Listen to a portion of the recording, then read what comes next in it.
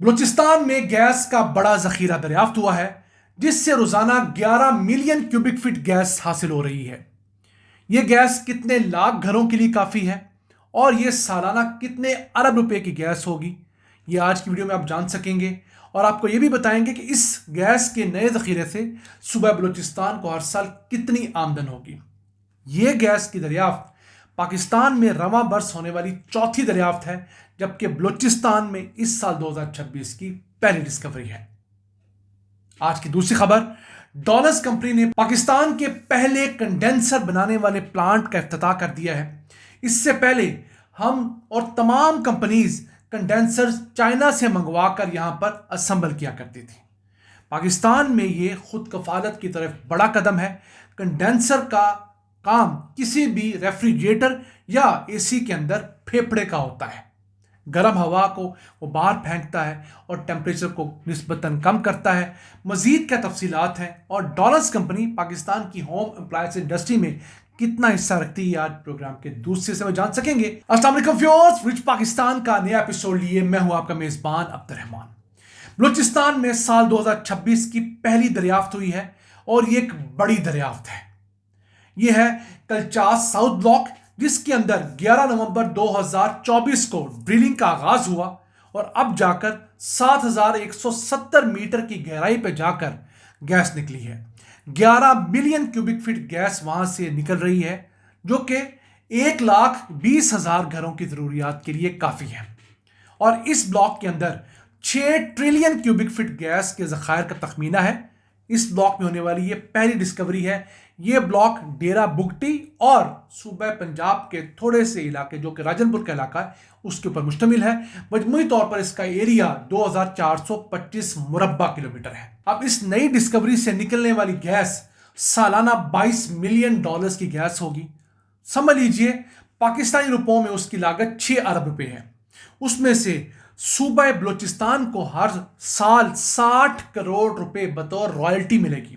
उसके अलावा दीगर चंद टैक्सेस की मद में भी सूबा बलूचिस्तान को मुख्तलिफ किस्म की आमदन होगी। 1 अरब रुपया इस एक कुएं से तकरीबन बलूचिस्तान हुकूमत को हर साल मिला करेगा। अब यह डिस्कवरी रवां बरस 2026 में पाकिस्तान के अंदर होने वाली मजमूई तौर पर 4 डिस्कवरीज में से एक है। 3 खैबर पख्तूनख्वा में हुई है, चौथी और पहली बलूचिस्तान में हुई है। खैबर पख्तूनख्वा में जो डिस्कवरीज हुई वो 13.7 मिलियन क्यूबिक फीट की थी। ये 11 मिलियन क्यूबिक फीट की है। मजमूई तौर पर इस साल हम लोग अभी सिर्फ 25 दिनों के अंदर 24.7 मिलियन क्यूबिक फीट गैस नई दरियाफ्त कर पाए, जो रोजाना में मिला करेगी। इसकी मालियत 50 मिलियन डॉलर्स बनती है। 14 अरब रुपए की ये गैस बनती है। अब इसको अगर हम देखें टोटल पाकिस्तान की प्रोडक्शन में कितना असर रखती है, तो बहुत थोड़ा है। पाकिस्तान की इस वक्त टोटल प्रोडक्शन जो है 300 करीब कुओं से वो 3 बिलियन क्यूबिक फीट है, 3000 मिलियन क्यूबिक फीट। उसमें से ये नया जो इजाफा है 24.7 मिलियन क्यूबिक फीट, ये बनता है 0.8%। तो ना होने के बराबर है, 1% भी पूरा नहीं बनता। लेकिन हम अगला पूरा साल अगर इसी पेस को लेकर चलते हैं, जो कि खासी मुश्किल है, ऐसा बहुत कम होता है कि किसी एक महीने के अंदर 4 डिस्कवरीज हो जाए। हम दुआ गो हैं कि ऐसी होनी चाहिए। तो हम ये जो हर साल गैस अपने सिस्टम से कम होती हुई देख रहे हैं, क्योंकि हमारी कुछ गैस फील्ड्स पुरानी हो रही है। सुई गैस फील्ड 1952 से जो है प्रोडक्शन दे रही है, आहिस्ता उसकी जो प्रोडक्शन है वो डिप्लीट हो रही है, तो उसे टॉप अप करने में मदद मिलेगी। 200 से 250 मिलियन क्यूबिक फीट गैस हर साल पुरानी गैस फील्ड से सिस्टम से निकल रही है। हमें 200 से 250 मिलियन क्यूबिक फीट यानी जितनी अब हुई है, इससे 10 गुना ज्यादा गैस तो हमें सिर्फ इसलिए चाहिए कि पुरानी गैस फील्ड से कम होने वाली गैस को हम पूरा कर सकें। उसके बाद हम डिस्कवरीज करने में कामयाब होते हैं, तो तब जाकर हम अपने सिस्टम में वाज़ेह तब्दीली देख पाएंगे।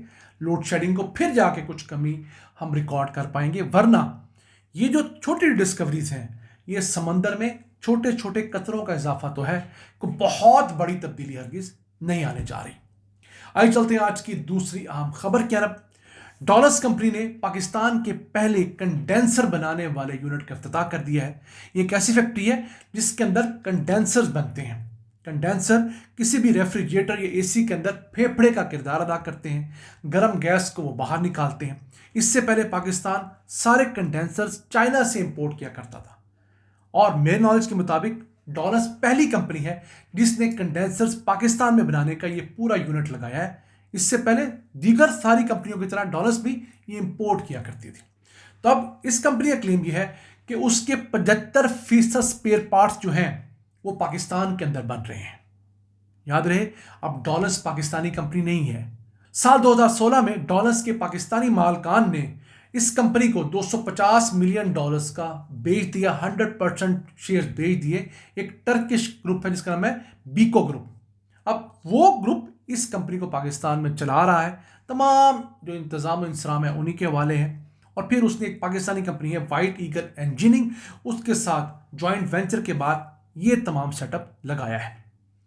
तो अब इस कंपनी का पाकिस्तानी होम अप्लायंसेस सेक्टर में अच्छा खासा हिस्सा है। 60% से 65% फ्रिज सेक्टर के अंदर डॉलर्स की फ्रिज बिकती है। माइक्रोवेव में 40% हिस्सा है, वॉशिंग मशीन्स के अंदर 35% है, एसीज में 15% है, और फ्रीजर जो है डीप फ्रीजर जो उसमें 45% है। वैसे मेरा ज़ाती तजर्बा ये है कि डॉलर्स ने अपनी क्वालिटी इंप्रूव करने की बजाय ख़राब की है पिछले कम अज़ कम 10 सालों के अंदर। दो चीज़ों का तजर्बा मेरा ज़ाती ख़राब रहा है, हम कोई पेड प्रमोशन नहीं कर रहे। एक, हमने इसकी नई फ्रिज ली और वो फ्रिज हर गर्मियों में तंग कर रही है, कंपनी को 4-5 दफ़ा बताने के बावजूद कोई इंप्रूवमेंट नहीं आई।